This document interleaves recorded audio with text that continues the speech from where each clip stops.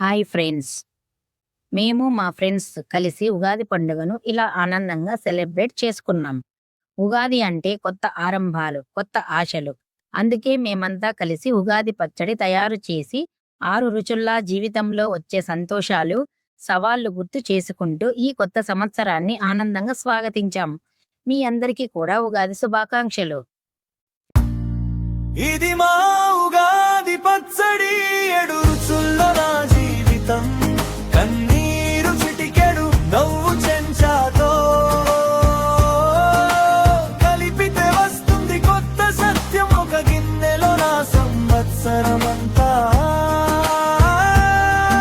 ఇది మా ఉగాది పచ్చడి.